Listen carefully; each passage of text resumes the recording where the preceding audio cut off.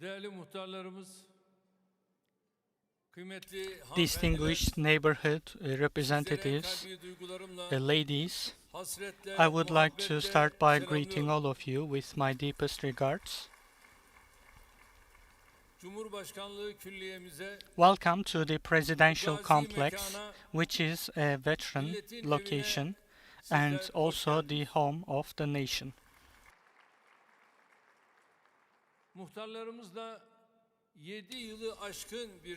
For more than 7 years now, we have regular meetings with the neighborhood representatives, and this time we are meeting only with the women representatives. Today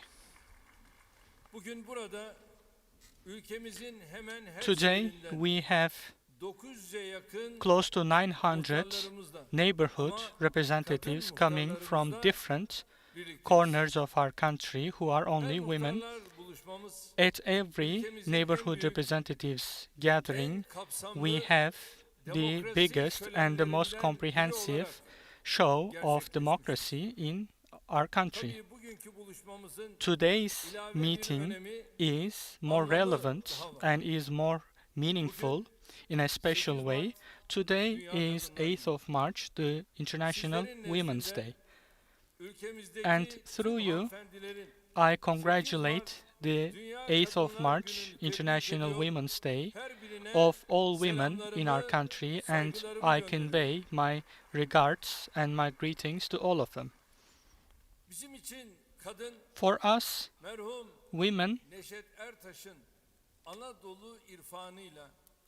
as expressed by the late folk poet Neşet Ertaş, women are humans and men are their children. So women, according to us, are half of humanity. Without women, men cannot thrive, or without men, women cannot thrive or cannot have a meaning. God has told us in the Holy Book that everything is created with a match, with a male and female.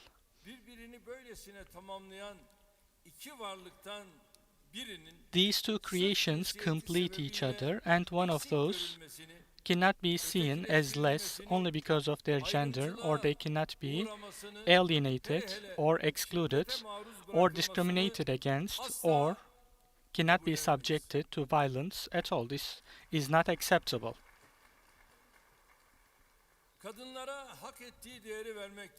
Women should be given the respect that they deserve, because this is necessitated by our culture and our history, our civilization, as well as our constitution and our legislation. When this is the situation, unfortunately, in our near history, there have been many practices or many incidents that contradict this fact, as we have witnessed altogether. During our political career, one of the most important areas of struggle has been giving women their rights. Our Constitution tells us that nobody can be excluded from the right to education. But despite this fact, for many years, women were not given their right to education, and we were the ones who gave that right back to them. According to our Constitution, every citizen has the right to be elected, and having a head cover was not one of the obstacles according to law, but in any legal way, women were not given the right to exercise their right to stand for election. And in 2002, we have the net schooling rate was raised from 14% to 43%, and this rate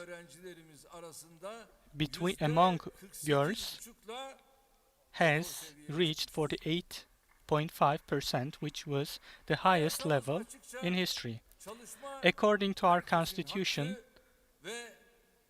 working is everybody's right and duty, and everybody has the right to enter public positions.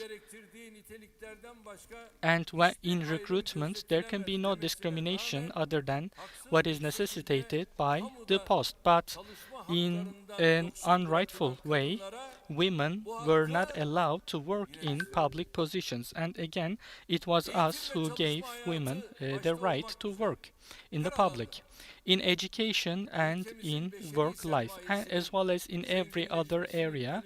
We have abolished all the obstacles to the improvement of the social capital of our nation.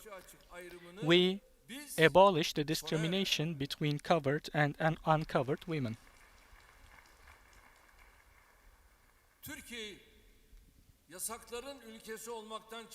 We have saved Turkey from being a country of bans, and we have made it a place where there is equality and justice in opportunity in every domain.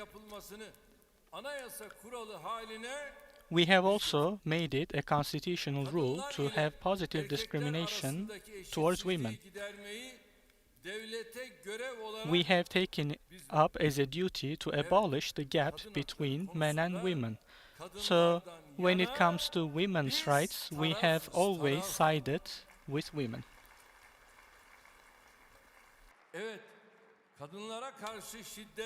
Violence against women, and in combating violence, we have also actively sided with women.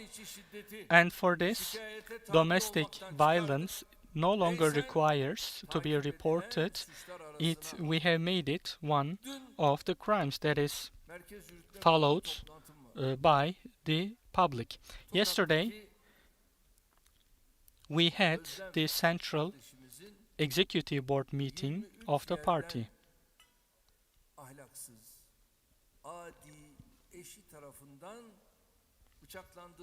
And I have learned that a woman had been stabbed in 23 places. And there was a presentation of the Ministry of Justice, and I questioned about this case, and I found out that the perpetrator was released after only 3 months. I made the necessary phone calls, and thankfully,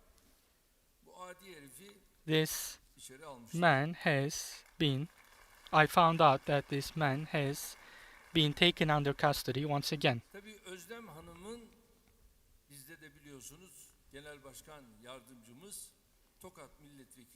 Our deputy chair is Mrs. Özlem from Tokat. I established a phone call with her, and I said a woman who carries the same name with you has been subjected to a crime, so she will follow up this case, and I will be following it up as the president myself as well. She left behind a 2.5-year-old child. Why? Because we have to do everything that we can for our nation.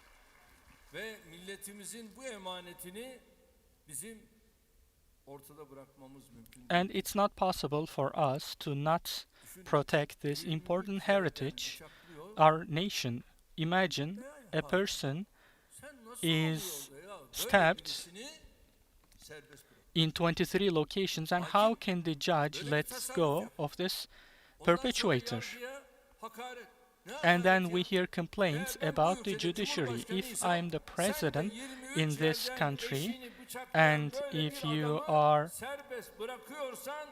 releasing a man who stabbed his wife on 23 different locations, I would tell you what you deserve to hear. And we will follow it up till the end. It's not over yet, and this is what I told the minister. You have to follow this closely, and you will inform me about this topic as well. And we will take the necessary steps very quickly. This could be a judge or a prosecutor. We believe that a state can only survive on justice. Justice should always be prioritized, and we should do what is necessary. For instance, women's guest house, şönim, or electronic uh, equipment have now been initiated to help women at every occasion that they need. When it comes to violence against women, at the National Assembly we have established a research commission. Many proposals have been raised at this commission, and these have been ratified at the parliament as well. And now, in order to combat violence against women, we are taking new steps. We are looking through some of the reductions in fines when it comes to the crime of violence against women. The perpetuator's behavior will not be taken as an excuse for discretionary mitigation.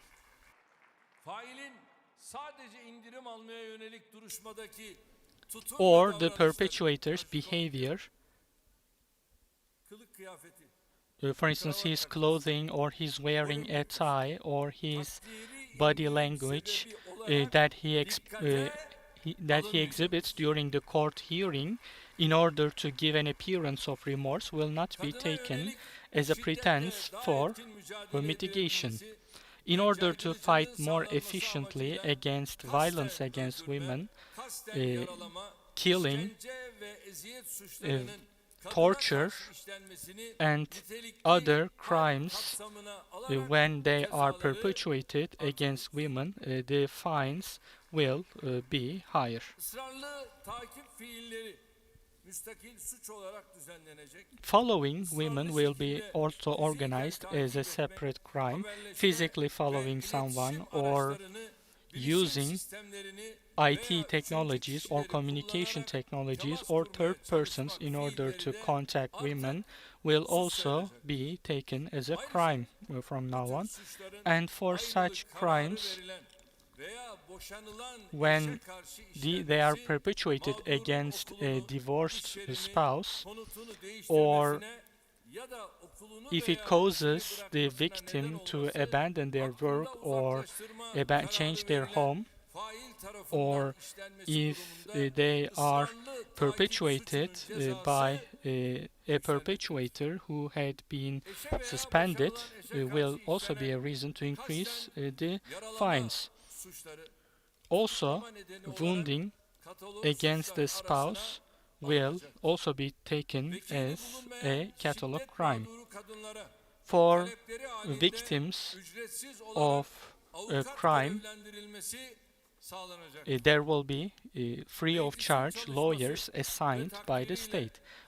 With the work and ratification of the parliament, such amendments will be carried out, and I hope that they will be auspicious. In the world and in our region, balances and borders are changing. Many political, military, humanitarian, social and economic crises are being experienced in an overlapping way in the time period that we're going through. Turkey occupies a very strategic location and has an important history and human capital, social capital, and Turkey is not on the verge of such changes, but it's in the very center of them. All of our surrounding is bustling with crises, but we have ensured the security, the infrastructure, as well as the political and military efficiency of our country, as well as its global reputation. With all of such steps, we were able to strengthen and differentiate our country from the rest of the global picture. Of course, we have thousands of years of civilization, as well as a 1,000-year-old exposure in our current geography. Especially the works and projects that we have carried out in the past 20 years played an important role in this as well. In many countries, there is political instability, social chaos, and economic destruction. with different appearances and strategies. The same has been tried on us as well. Such attacks have sometimes come from terror groups or sometimes the traitors among us. For instance, the coup attempts, or sometimes through political and economic hitmen, such attacks have been carried out. But with the help of God and with the support of our august nation, we were able to defy all of these attacks one by one. For our country and our nation, we have provided 5 or 10 times as many projects for our nation compared to the history of our republic. We continued our leap for democracy and development, and we have never stepped back in building a big and strong Turkey, from education to health, to transport, to security, to urbanization, to sports. We have come to a level where we can compete against developed countries and win, thanks to our modern infrastructure. We have developed our defense industry, and we have updated the Turkish armed forces based on the needs of the time. We have also increased the experience of our army with cross-border operations, and we have supported our diplomatic and political initiatives thanks to our new army structure. When we came to office, we had a 20% defense industry, but today we stand at 80% in producing our defense industry needs locally. Compare 20% to 80%. If Turkey, on all corners, despite all the instability going on around us, right at our borders, but despite this, Turkey is able to make progress towards its goals, and this is thanks to the solid infrastructure and the political will that backs it. In Libya, we are able to help our brothers and sisters. In Azerbaijan and in Karabakh, we are also able to help our brothers and sisters, and this is thanks to this strong will. Our main strength comes from our unity and our brotherhood. And I have a request from the neighborhood representatives. Recently, they have started a discussion about oil, sunflower seed oil. When it comes to oil, we don't have any problem with olive oil or sunflower seed oil. The opposition is using this in order to portray our country as a place that has shortages of these.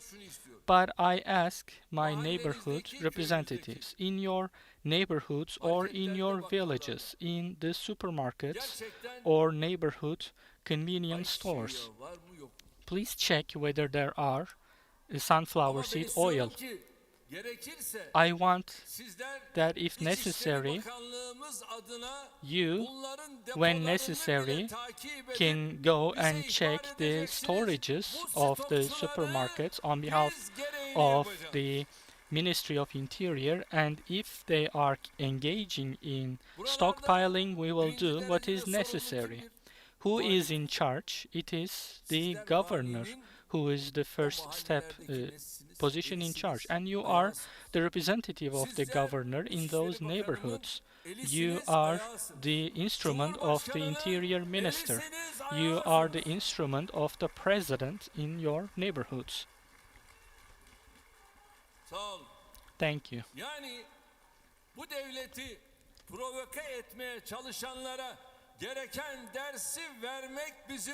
It is our duty to give the right response to those who are trying to provoke. These are stockpilers.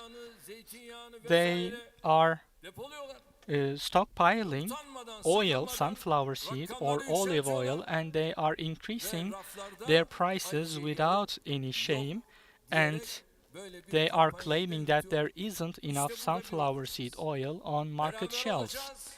And we have to stand together against those who lack ethics, and we have to give them the lesson that they deserve. Yesterday I discussed this with the Interior Minister. I said we will put the governors in charge, and if there are such stockpilers anywhere, we will do what is necessary, because we don't have such a problem. And even though we don't have such a shortage, if there are those carrying out stockpiling, they will be brought to account for what they do. Those who understand that they cannot beat Turkey with other methods, they are attacking us in this area based on the current developments. And this is no coincidence. This is done intentionally. There are certain problems created by global conditions, but they're being displayed as the problems of our country only in order to ignite our nation or to instill more pessimism. And we will not allow them. There is also another rumor that there are problems in hospitals going on. There may be occasional mistakes, but my sisters, these big urban hospitals, who built them? Or who built the big research hospitals? There is no province or district in our country that does not have a hospital. I'm the person who is following these developments firsthand. Doctors are not getting enough salary, so they are quitting, they say. So let me be frank with you. Friends always speak the bitter truth. These hospitals were built by us, and this state also trains and educates the doctors. Isn't it this state, this country that educates these doctors? This country gives you education, and health is the costliest among different groups. But now there is a rumor that they're not getting paid enough. I asked and I heard that they get 8 to 9,000 liras, or the highest one gets 25,000. But despite this, since the private industry is paying more, some doctors are quitting so that they can work in private hospitals. Let me be frank, because I always like being frank. Let them go if they would like to. We can employ doctors who have graduated from university, and we can continue working with them. And let me go even further. If necessary, we can invite back those who would like to come back to our country, and we can recruit them here in our country. These positions will not remain empty, don't worry. With our assistant doctors, we continue, because these positions, these clinics will not be empty. We will do what is necessary.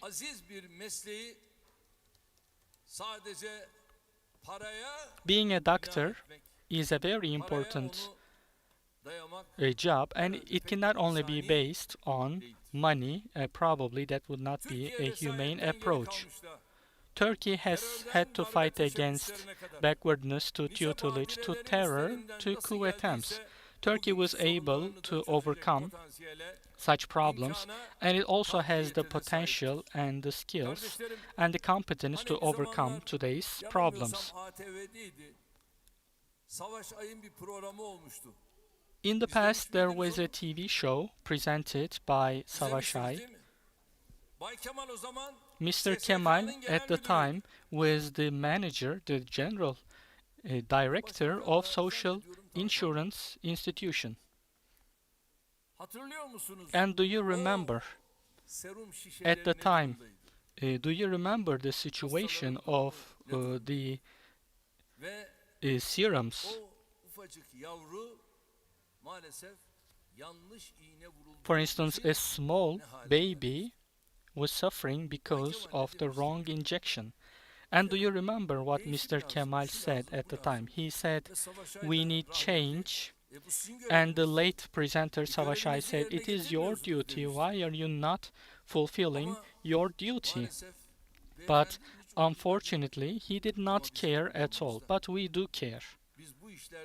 We want to achieve, we don't want to be destroyed, so we want that we could give a lesson to the rest of the world with the urban hospitals and with the research and training hospitals. We would like to offer better services to all of our cities so that our citizens can go to these hospitals proud and can find the perfect hospital that they want to see. Especially the rooms, they're not what as they used to be in the past. They, with their bathroom, they are now very clean and modern. We have achieved this and we continue building upon our current achievement. In energy and food prices, some of the developments have emerged from the global imbalances, and partially it is because of the greed and manipulation inside. Without diverging from the democratic state principles, we will bring everyone to account in a court of law. For that reason, I ask our citizens not to give in to the rumors and always be alert against such attacks. Our institutions are following closely. They are looking at the source of the problem. If it is the greed in the supply chain, or it is the panic that they're trying to create for consumers, no matter what the source is, it's our duty to do what is necessary. Of course, as we blame others, we should always be ready to blame and scrutinize ourselves as well. From audit to fining to subsidizing, with all of our institutions, private industry and NGOs, we are working in close cooperation. Activities that are run in this area are modeled after similar examples in the world and being adapted to new situations, and with increasing efficiency and compensating for deficiencies, we accelerate our steps. We ask our nation to trust their state and to show patience. Majority of the countries in the world, when it comes to strong leadership, social peace, and a weak infrastructure and economic problems are increasing. But during this time period, our country is able to use its opportunities, so we have to take up and use such opportunities that we have. The global finance crisis has affected the past 2 years, as well as the health crisis, and they have shown the facts in this area. The crisis in Ukraine has a security aspect, but with social and economic impacts, it has displayed this fact once again. Every person who has a conscience understands that Turkey has a unique position in this issue. I have had talks with more than 20 heads of state and prime ministers in this war between Ukraine and Russia, and I continue my talks, my meetings. Tomorrow, the president of Israel will come. The next day, the president of Azerbaijan will be visiting, and with all of them, as we continue our meetings, we will remind the position of Turkey. And I would like to express how important this is. But despite all these, anyone who is trying to bring dark clouds over our country, no matter what their position or their title is, has ill intentions or other plans. But such time periods should be when countries and nations come together as a single fist and as a single heart. We have to love each other. We cannot be barriers to each other. If we do not love each other, or if we stand at a distance to each other, it can only be our enemies who benefit from this, or terrorists. But we cannot let them have it. The brotherhood, unity that we have should be above all, with everyone who carries the same opinion. We are ready to sit down and have a talk or to agree for the good of our country and our nation, and we are ready to walk with them. But for that we need honesty and frankness. We love our citizens for sake of God, because of the positions that we occupy, we have to share this love.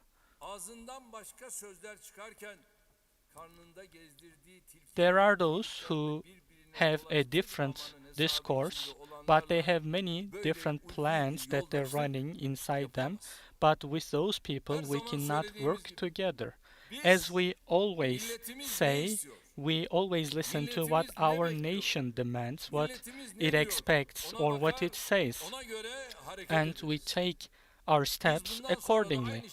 And from now on, we will continue acting the same way. There are those who never care for our nation, and we leave them to the assessment of our nation. In the past 20 years, Turkey has had an important leap of democracy and development, and our neighborhood representatives have been the first witnesses of this. During our times in the office, we have carried out many reforms through which we have solved many problems of the neighborhood representatives and the residents of their neighborhoods. Our Interior Ministry created a neighborhood information system which is being used more efficiently. Again, within the ministry, we have established a department for neighborhood representatives so that your issues can be followed at the highest level possible at a single point in Ankara. At different levels in different municipalities, depending on the size, we have assigned contact persons for the neighborhood representatives. In metropolitan areas and in other areas, we have established departments for neighborhood affairs. And based on a request coming from our neighborhood representatives, we have assigned 19th of May as the day of neighborhood representatives.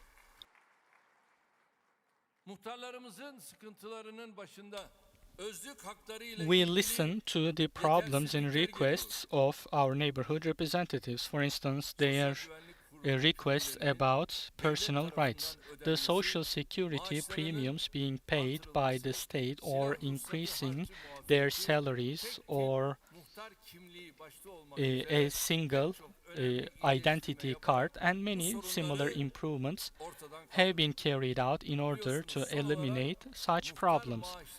As you know, most recently, we have increased the wages of neighborhood representatives to the level of the minimum wage, and soon, hopefully, the law regarding this issue will be ratified at the parliament.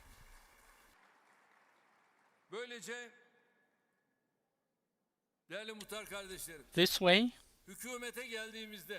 when we came to office, do you remember what the salaries of the neighborhood representatives were. It was only 97 lira, and we have increased it to more than 4,000 liras.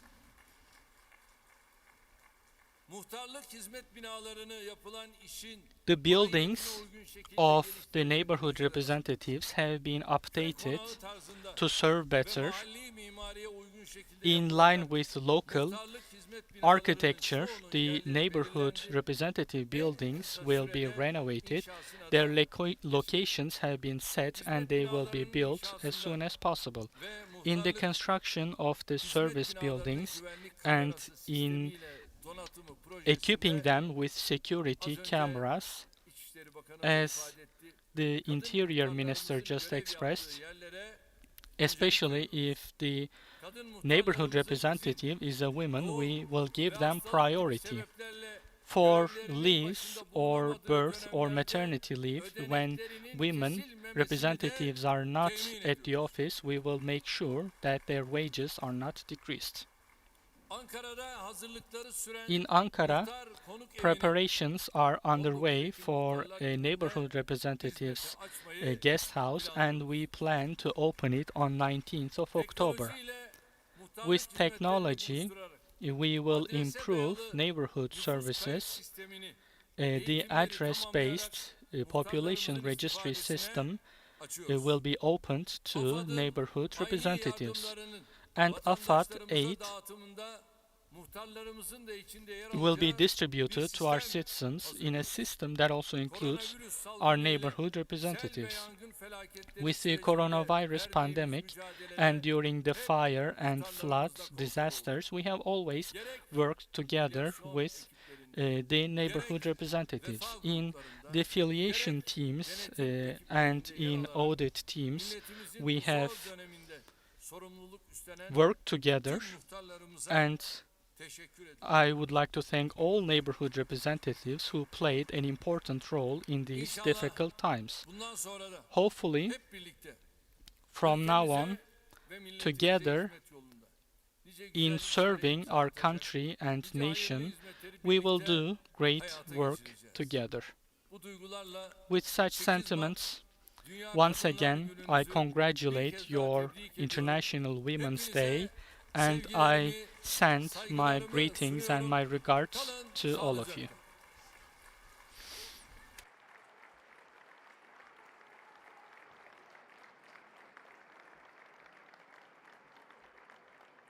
Sayın Cumhurbaşkanımıza değerli konuşmalarından dolayı çok teşekkür ederiz. Kıymetli muhtarlarımız, bir kez daha Dünya Kadınlar Günü'nü kutlarız. Afiyet olsun.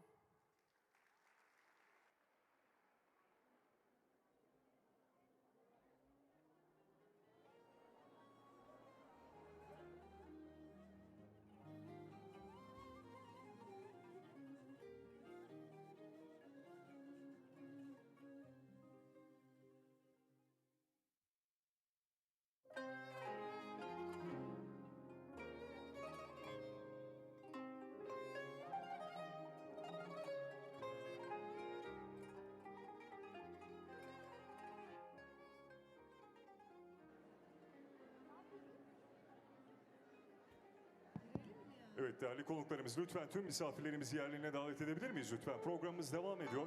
Evet, tüm konuklarımızı yerlerine davet ediyoruz. Evet, çok teşekkür ediyoruz efendim. Maskelerimizi de takalım lütfen.